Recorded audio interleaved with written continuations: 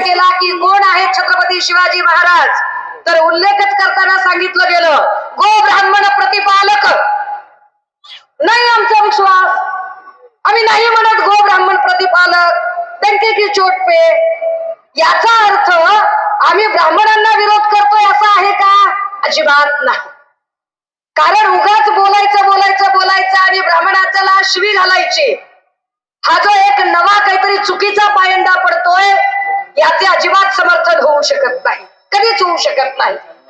पण म्हणून गो ब्राह्मण प्रतिपालक मान्य करावे असेही नाही. त्याचे कारण असे आहे की गो ब्राह्मण प्रतिपालक म्हटल्यावर छत्रपती शिवाजी महाराज काय फक्त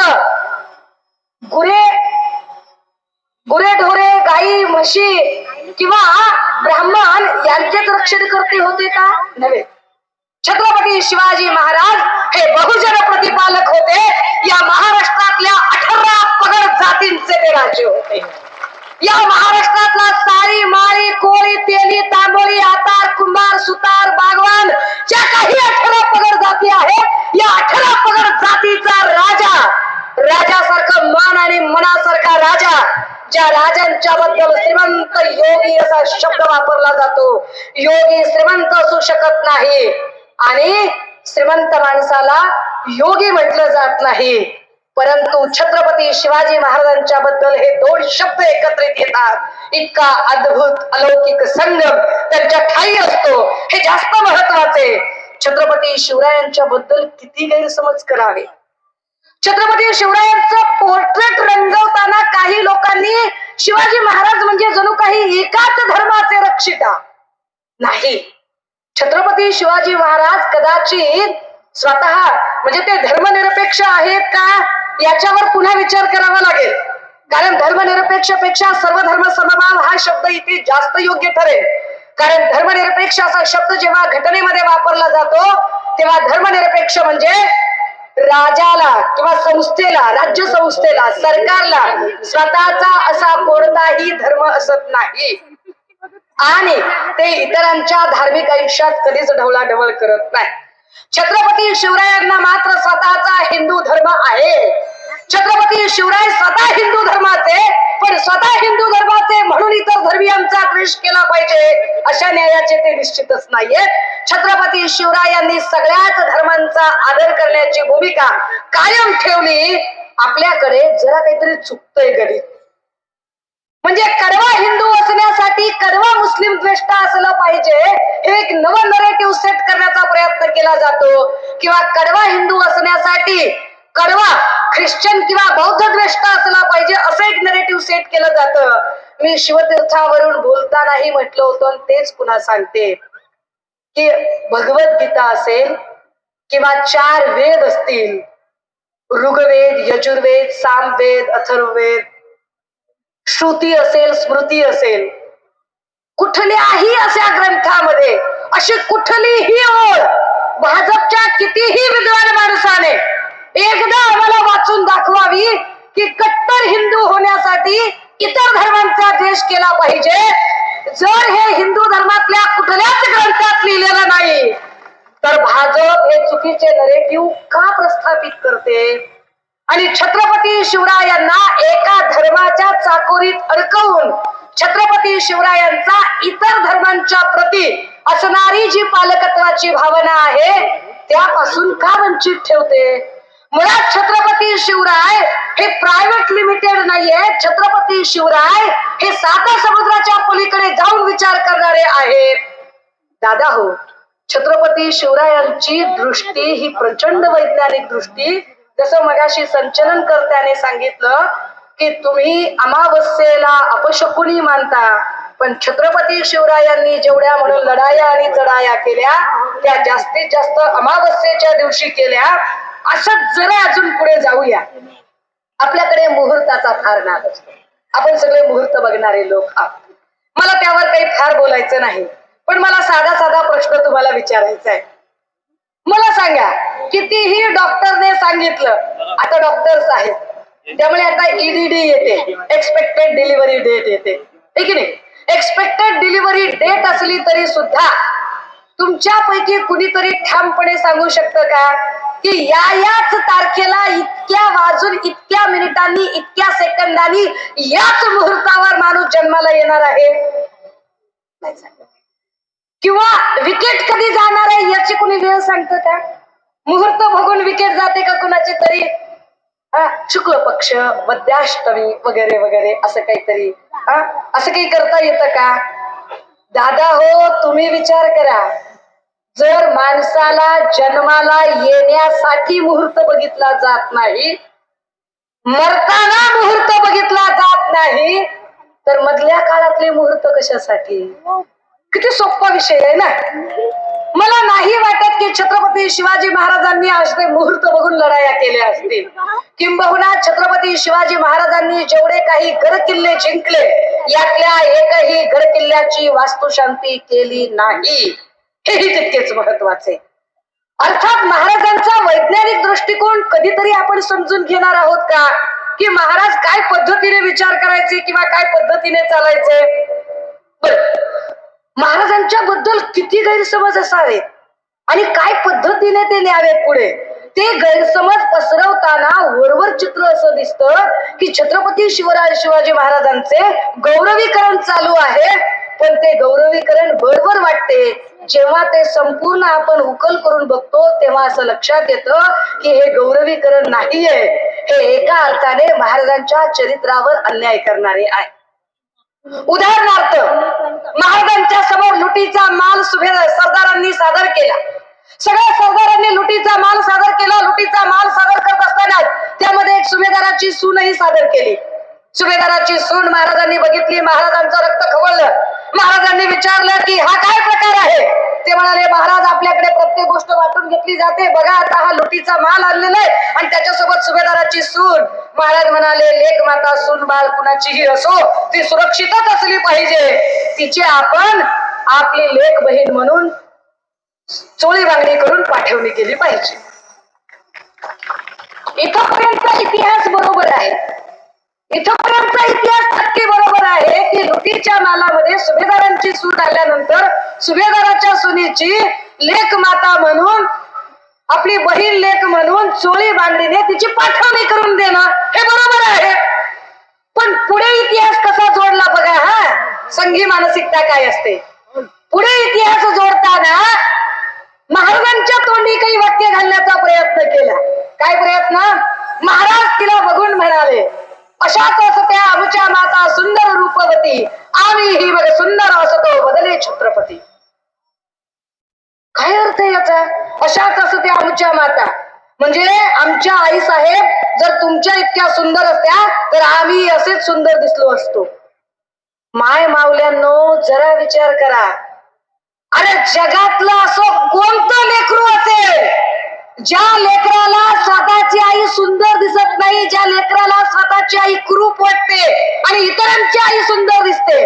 अरे जगातल्या कुठल्याही लेकराला, अगदी ते झोपडीमध्ये जन्मलेला असू देत, अगदी ते फुटपाथवर राहणारं कुटुंब असू देत, जगातल्या कुठल्याही लेकराला जगातली सगळ्यात प्रिय, सगळ्यात सुंदर, सगळ्यात गोड, सगळ्यात जवळची, सगळ्यात काळीच कप्प्यातली व्यक्ती कोण वाटत असेल तर ती त्याची आई असते. मग छत्रपती शिवरायांच्या तोंडी असं वाक्य घालून काय तुम्ही फायदा केला? म्हणजे एका अर्थाने जिजाऊंचे अवमूल्यन करण्याचा प्रयत्न. मग जिजाऊ सुंदर नव्हत्या? अशाच असत्या आमच्या माता सुंदर रूपवती म्हणजे तुम्ही जिजाऊंचं अवमूल्यन करता, म्हणजे आमच्या जिजाऊ आऊसाहेब सुंदर नाही. माऊली तुम्ही जास्त सुंदर आहात. ह्याला काय अर्थ आहे? असा जो काही चुकीचा इतिहास लिहिणारे जे लोक आहेत आणि असा चुकीचा इतिहास लिहिणाऱ्या ज्या लोकांच्या बद्दल आपण ठामपणे बोलावं लागेल आणि ठामपणे त्यांना काही प्रश्न विचारावे लागतील. ते प्रश्न आपण विचारले नाही. दादा हो, म्हातारी पैसे वाचवण्यासाठी लोक घासलेट वरती रिक्षा चालवायचे, पण घासलेटवर रिक्षा चालवल्याने बऱ्याचदा पिस्टन रिंग्या खराब होतात. रिक्षा चालवणाऱ्यांना माहिती असेल. आता पिस्टन रिंग्या खराब होतात, मग रिक्षा गॅरेजला न्यावी लागते आणि जो काही पेट्रोल मधनं वाचवलेला पैसा आहे तो सगळा पुन्हा गॅरेजला घालावा लागतो. दादा हो, रिक्षा घासलेटवर जशी चालवली जायची ना, तसा देश अंधभक्तीवर चालवण्याचा प्रयोग चालू आहे. ज्यांना निवडणुका अगदी सहज हातोहात जिंकायच्या आहेत, ज्यांना निवडणुकांमधून अजिबात लोकांनी विचारलेल्या प्रश्नांची उत्तरं द्यायची नाही, लोक गरिबी, बेरोजगारी, महागाई, खुंटलेला विकास या मुद्द्यांवर प्रश्न विचारतील, हे सगळे प्रश्न विचारले तर या प्रश्नांवरती आपण कशी उत्तरं द्यावीत, या प्रश्नांवर उत्तरं देताना आपल्या तोंडाला फेस येऊ शकतो, कदाचित पेट्रोल महाग पडणारा कार्यक्रम आहे ना तसा बेरोजगारी, महागाई, गरिबी, खुंटलेला विकास या प्रश्नांवर उत्तर देणं महागात पडू शकतं. म्हणून मग त्यांना अंधभक्तीच्या नादाला लावायचं. आम्ही म्हणेल ते राष्ट्रप्रेम, आम्ही म्हणेल तीच राष्ट्रभक्ती, आम्ही म्हणेल तेच राष्ट्रीयत्व, असा एक सगळा साधारण प्रकार चालू होतो. काही भक्त त्याच्यामध्ये वाहूनही जातात. तयार झालेले विद्वान भक्तीची लाट अजून ते, आणि त्या लाटेचा फटका बऱ्याचदा अंधभक्तांनाही बसतो. म्हणजे आपल्याला आतापर्यंत LIC सांगायची की तुमच्या आयुष्याचा विमा आम्ही काढून देतो, तुम्हाला आम्ही कधीच नुकसान होऊ देणार नाही, इन्शुरन्स करायची वेळ येते तेव्हा त्यांच्या लक्षात येतं की काहीतरी चुकायला लागले, तेव्हा लक्षात येते. आता जसा रिक्षा घासलेटवर चालते तसा देश अंधभक्तीवर चालवण्याचा या लोकांनी सपाटा चालू केला. आणि मग स्वस्तातल्या निवडणुका, स्वस्तात लोकांना आपण मोजून घेऊन जाऊ शकतो, पण लोकांना किती महागात पडतोय बघा. रिक्षा जशी गॅरेजला लावून खर्च होतोय ना, इथे आम्हाला स्वायत्त यंत्रणांकडूनच चुना लागतोय. स्वायत्त यंत्रणांकडून चुना लागताना कधी तो ईडी कडून चुना लागतो, कधी CBI कडून चुना लागतो, तर कधी इलेक्शन कमिशन कडूनही चुना लागतो. म्हणजे चुनाव आयोग असं म्हणण्याच्या ऐवजी आता चुना वेगळा आणि वो वेगळं करून टाकावं का आम्ही, अशी सुद्धा वेळ येते. असो, मला याच्यावरती अजिबात काही फार जास्त बोलायचं नाही, कारण मग सगळे जर म्हणतील ताई आपण शिवजयंतीला बोलायला लागलोत ना. असो, मी जेव्हा कधी मार्च महिन्यामध्ये अमरावतीला येईल त्याची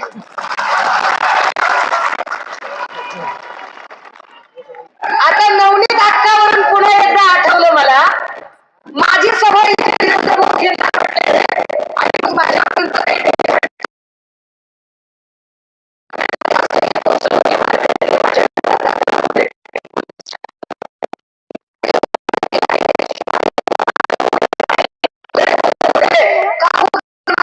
तर त्यांनी संतांचा अपमान केला, blah blah blah blah blah blah. आता बाबा मी संतांचा अपमान केला असं त्यांचं म्हणणं आहे. आपण काही गोष्टींची उकल करूया बरं का. आता जर मी 15 वर्षापूर्वी एखादं स्टेटमेंट केलं, त्या स्टेटमेंट भाजप सगळी झोपेत होती का? समजा मी आजही शिवसेनेत प्रवेश केला नसता तर भाजपने हा मुद्दा काढला असता का? किंवा समजा मी आता शिवसेनेतही आहे आणि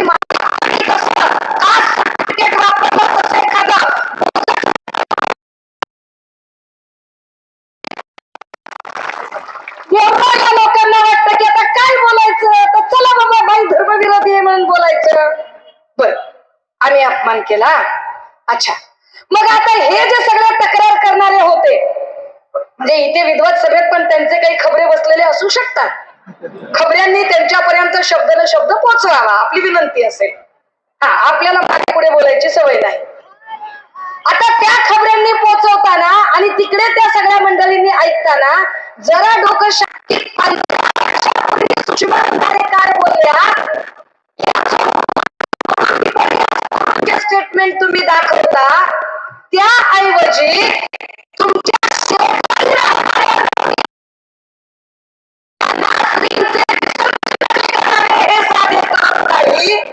श्री गणेशाचे विसर्जन करताना काय नेमके सोपस्कार केले जातात माहिती नाही.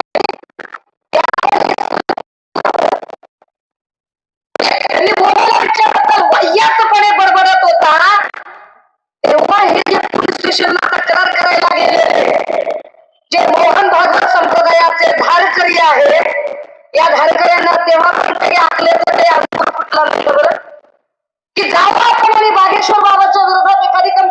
करावी, नाही केली तशी कंप्लेन. हे सगळे जे काही पोलीस कंप्लेन करणारे आहेत, वीरेंद्र भाऊंचं फार डोकं खाल्लं असेल 8 दिवस सगळ्यांनी. नाही नाही तिला बोलवू नका, दुसऱ्या कोणालाही बोलवा, तिला बोलवू नका. का? ती आमचे कपडे फाडते. दुसरे लोक भूल देऊन ऑपरेशन करतात, तिला बोलवू नका, बाकी कोणालाही बोलवा तुम्ही. रेशीम बागेतनं जेवढी सुपारी आली आम्ही तेवढ्यावरच बोलणार की. सुपारी फक्त तुमच्याच विरोधातली, आम्ही तुमच्याच विरोधात बोलणार, ठीक आहे नाही? अशा सुपाऱ्या खूप निघाल्यात बरं का. सध्या मातोश्री कुटुंबावर बोलण्यासाठी तर सब कॉन्ट्रॅक्ट निघालेत. सब कॉन्ट्रॅक्ट. या सब कॉन्ट्रॅक्ट मधले काही कॉन्ट्रॅक्ट हे राणे कुटुंबाकडे आणि काही सब कॉन्ट्रॅक्ट तुमच्या नवनीत अक्काकडे आहेत. नवनीत अक्काला वाटतंय असं काहीतरी बोलून आपण भाजपची मर्जी जिंकू का, पण त्यांना माहित नाहीये बऱ्याचदा फोडणीसाठी जे काही साहित्य वापरलं जातं, जेवण करताना त्यातलं साहित्य बाजूला काढलं जातं, ते ठेवलं जात नाही. नवनीत अक्कांनी कितीही वाईट पद्धतीने गरळ ओकायचा प्रयत्न केला तरी त्याचा काही फार फरक पडत नाही. असो, जरा पुढे जाऊया. मी ज्या पद्धतीने मांडणी करते, मला फक्त एवढं कळतं की मी जेव्हा म्हणते की हा देश नुसत्या अंधभक्तीवर चालू शकत नाही, कारण तुम्ही इकडं पिस्टन रिंगा जशा रिक्षाच्या खराब होतात, तसा देश जर तुम्ही अंधभक्तीवर चालवायचा म्हटलं तर हा देश, या देशाची संसदीय लोकशाही ही खराब झाल्याशिवाय, आजारी पडल्याशिवाय, धोक्यात आल्याशिवाय राहणार नाही. मग काय करावं लागेल? जर तुम्हाला ही संसदीय लोकशाही वाचवायची असेल तर तुम्हाला इथल्या स्वायत्त यंत्रणांचा सन्मान राखावाच लागेल. पण हे कधी होऊ शकते? हे तेव्हा होऊ शकेल जेव्हा आम्ही भक्ती करण्याच्या ऐवजी आम्ही अनुयायी होऊ. छत्रपती शिवाजी महाराजांच्या बद्दल मग काही जण अजून बदमाशा करतात. आपल्याकडे असले काही म्हणजे काही बघायला नको. काही बाजार गुंडग्यांनी काही मजा केली. आम्ही महाप्रबोधन यात्रेमध्ये काही व्हिडिओज दाखवतो. त्या व्हिडिओमध्ये आम्ही एक व्हिडिओ असा दाखवला की कोरोनाच्या काळामध्ये सन्माननीय उद्धव साहेबांनी पालक म्हणून ज्या पद्धतीने काम केलं, कुरुक्षेत्रामध्ये ज्या पद्धतीने अर्जुनाच्या पाठीमागे उद्धव उभा होता, तसा कोरोनाच्या काळात हा आधुनिक उद्धव आमच्या पाठीशी उभा होता, या आशयाचं ते व्हिडिओ होता. एकदा काय झालं की व्हिडिओ लावताना आवाजच आला नाही. मी असं सांगते की ए दादा डबल लाव, हा डबल लाव.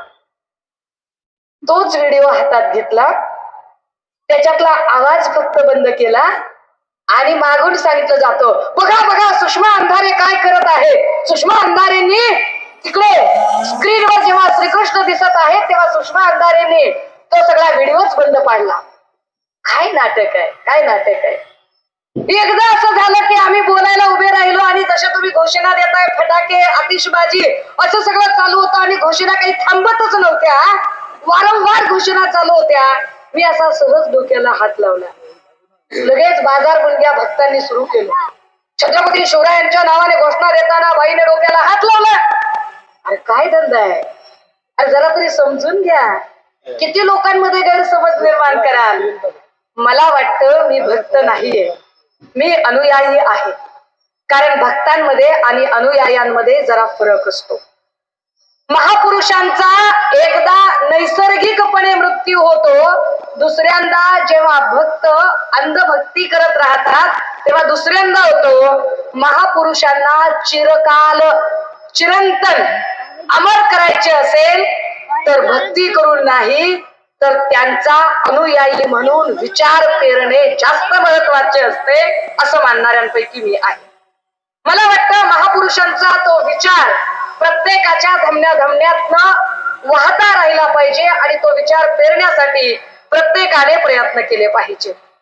मग हे भक्ती आणि अनुयायी काय प्रकरण आहे बरं? तर भक्तीपोटी छत्रपती शिवरायांच्या संबंधाने काही गैरसमज तयार केले आणि ते गैरसमज कुणीही त्यावर प्रश्न विचारायला तयार झाला नाही की हे असंच असेल का बरं. अनुयायी त्यावरती चिकित्सक प्रश्न विचारतील आणि चिकित्सक प्रश्न विचारून त्याचं निराकरण करून घेतील आणि महापुरुषांची खरी खरी छबी लोकांच्या समोर ठेवतील. कसे चिकित्सक प्रश्न? काय गैरसमज? तर एक गैरसमज असा केला की कोण आहे छत्रपती शिवाजी महाराज, तर उल्लेखच करताना सांगितलं गेलं गो ब्राह्मण प्रतिपालक. नाही आमचा विश्वास, आम्ही नाही म्हणत गो ब्राह्मण प्रतिपालक, त्यांचे की चोट पे. याचा अर्थ आम्ही ब्राह्मणांना विरोध करतोय असा आहे का? अजिबात नाही. कारण उगाच बोलायचं आणि ब्राह्मणाला शिवी घालायची, हा जो एक नवा काहीतरी चुकीचा पायंडा पडतोय, याचे अजिबात समर्थन होऊ शकत नाही, कधीच होऊ शकत नाही. पण म्हणून गो ब्राह्मण प्रतिपालक मान्य करावे असेही नाही. त्याचे कारण असे आहे की गो ब्राह्मण प्रतिपालक म्हटल्यावर छत्रपती शिवाजी महाराज काय फक्त गुरे ढोरे गाई म्हशी किंवा ब्राह्मण यांचेच रक्षण करते होते का? नव्हे. छत्रपती शिवाजी महाराज हे बहुजन प्रतिपालक होते. या महाराष्ट्रातल्या 18 पगड जातींचे ते राजे होते. या महाराष्ट्रातला सारी माळी कोळी तेली तांबोळी आतार कुंभार सुतार बागवान ज्या काही 18 पगड जाती आहेत, या 18 पगड जातीचा राजासारखं मान आणि मनासारखा राजा, ज्या राजांच्या बद्दल श्रीमंत योगी असा शब्द वापरला जातो. योगी श्रीमंत असू शकत नाही आणि श्रीमंत माणसाला योगी म्हटलं जात नाही. परंतु छत्रपती शिवाजी महाराजांच्या बद्दल हे दोन शब्द एकत्रित येतात. इतका अद्भुत अलौकिक संगम त्यांच्या ठाई असतो, हे जास्त महत्वाचे. छत्रपती शिवरायांच्या बद्दल किती गैरसमज करावे. छत्रपती शिवरायांचं पोर्ट्रेट रंगवताना काही लोकांनी शिवाजी महाराज म्हणजे जणू काही एकाच धर्माचे रक्षिता. नाही, छत्रपती शिवाजी महाराज कदाचित स्वतः म्हणजे ते धर्मनिरपेक्ष आहेत का, याच्यावर पुन्हा विचार करावा लागेल. कारण धर्मनिरपेक्ष पेक्षा सर्वधर्म समभाव हा शब्द इथे जास्त योग्य ठरेल. कारण धर्मनिरपेक्ष असा शब्द जेव्हा घटनेमध्ये वापरला जातो, तेव्हा धर्मनिरपेक्ष म्हणजे राजाला किंवा संस्थेला, राज्य संस्थेला, सरकारला स्वतःचा असा कोणताही धर्म असत नाही आणि ते इतरांच्या धार्मिक आयुष्यात कधीच ढवळाढवळ करत नाही. छत्रपती शिवरायांना मात्र स्वतःचा हिंदू धर्म आहे. छत्रपती शिवराय स्वतः हिंदू धर्माचे, पण स्वतः हिंदू धर्माचे म्हणून इतर धर्मीयांचा द्वेष केला पाहिजे अशा न्यायाचे ते निश्चितच नाहीये. छत्रपती शिवरायांनी सगळ्याच धर्मांचा आदर करण्याची भूमिका कायम ठेवली. आपल्याकडे जरा काहीतरी चुकतंय गणित. म्हणजे कडवा हिंदू असण्यासाठी कडवा मुस्लिम द्वेष्ट असलं पाहिजे, हे एक नवं नरेटिव्ह सेट करण्याचा प्रयत्न केला जातो. किंवा कडवा हिंदू असण्यासाठी कडवा ख्रिश्चन किंवा बौद्ध द्वेष्ट असला पाहिजे असं एक नरेटिव्ह सेट केलं जातं. मी शिवतीर्थावरून बोलतानाही म्हटलं होतं आणि तेच पुन्हा सांगते की भगवद्गीता असेल किंवा 4 वेद असतील, ऋग्वेद, यजुर्वेद, सामवेद, अथर्ववेद, श्रुती असेल, स्मृती असेल, कुठल्याही अशा ग्रंथामध्ये अशी कुठलीही ओळ भाजपच्या कितीही विद्वान माणसाने एकदा आम्हाला वाचून दाखवावी की कट्टर हिंदू होण्यासाठी इतर धर्मांचा द्वेष केला पाहिजे. जर हे हिंदू धर्मातल्या कुठल्याच ग्रंथात लिहिलेलं नाही, तर भाजप हे चुकीचे नरेटिव्ह का प्रस्थापित करते आणि छत्रपती शिवरायांना एका धर्माच्या चाकोरीत अडकवून छत्रपती शिवरायांचा इतर धर्मांच्या प्रती असणारी जी पालकत्वाची भावना आहे त्यापासून का वंचित ठेवते? मुळात छत्रपती शिवराय हे प्रायव्हेट लिमिटेड नाहीये. छत्रपती शिवराय हे 7 समुद्राच्या पलीकडे जाऊन विचार करणारे आहेत. दादा हो, छत्रपती शिवरायांची दृष्टी ही प्रचंड वैज्ञानिक दृष्टी. जसं मगाशी संचलनकर्त्याने सांगितलं की तुम्ही अमावस्येला अपशकुनी मानता, पण छत्रपती शिवरायांनी जेवढ्या म्हणून लढाया आणि चढाया केल्या त्या जास्तीत जास्त अमावस्येच्या दिवशी केल्या. असं जरा अजून पुढे जाऊया. आपल्याकडे मुहूर्ताचा फार नाद असतो. आपण सगळे मुहूर्त बघणारे लोक आहोत. मला त्यावर काही फार बोलायचं नाही, पण मला साधा प्रश्न तुम्हाला विचारायचा आहे. मला सांगा, कितीही डॉक्टरने सांगितलं, आता डॉक्टर्स आहेत त्यामुळे आता EDD येते, एक्सपेक्टेड डिलिव्हरी डेट येते, है की नाही? एक्सपेक्टेड डिलिव्हरी डेट असली तरी सुद्धा तुमच्यापैकी कुणीतरी ठामपणे सांगू शकतं का की याच तारखेला इतक्या वाजून इतक्या मिनिटांनी इतक्या सेकंदांनी याच मुहूर्तावर माणूस जन्माला येणार आहे, नाही सांगत. किंवा विकेट कधी जाणार आहे याची कोणी वेळ सांगतं का? मुहूर्त बघून विकेट जाते का कुणाची तरी? शुक्ल पक्ष, मध्याष्टमी वगैरे वगैरे असं काहीतरी असं काही करता येतं का? दादा हो, तुम्ही विचार करा, जर माणसाला जन्माला येण्यासाठी मुहूर्त बघितला जात नाही, मरताना मुहूर्त बघितला जात नाही, तर मधल्या काळातले मुहूर्त कशासाठी? किती सोपा विषय आहे ना. मला नाही वाटत की छत्रपती शिवाजी महाराजांनी असे मुहूर्त बघून लढाया केल्या असतील. किंबहुना छत्रपती शिवाजी महाराजांनी जेवढे काही गड किल्ले जिंकले, यातल्या एकही गड किल्ल्याची वास्तुशांती केली नाही, हेही तितकेच महत्वाचे. अर्थात महाराजांचा वैज्ञानिक दृष्टिकोन कधीतरी आपण समजून घेणार आहोत का, की महाराज काय पद्धतीने विचार करायचे किंवा काय पद्धतीने चालायचे? महाराजांच्या बद्दल किती गैरसमज असावे आणि काय पद्धतीने ते न्यावेत पुढे, ते गैरसमज पसरवताना वरवर चित्र असं दिसतं की छत्रपती शिवाजी महाराजांचे गौरवीकरण चालू आहे.